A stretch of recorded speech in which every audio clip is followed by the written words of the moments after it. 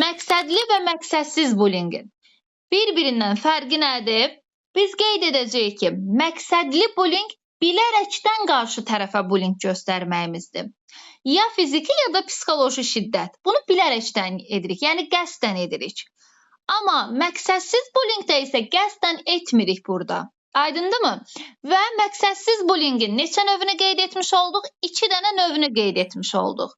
Düşünülməmiş bullying, bir də tədris bullyingi. Bəli, məsələn, mən qarşımdakına zarafat edirəmsə, bu düşünülməmiş bullyingdir. Məsəl üçün, mən zarafat etdim, qarşımdakı incidi. Bu olacaq düşünülməmiş bullying, yəni zarafatyana edilmiş bullying.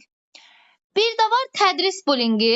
Bayaq da dediyim kimi, tədris bullyingi müəllimin uşağa göstərdiyi bullyingdir. Məsələn, müəllim uşağa deyir ki, sən elə həmişə səhv yazırsan, sən bacara bilməzsən. Bax, bu artıq tədris bullyingidir.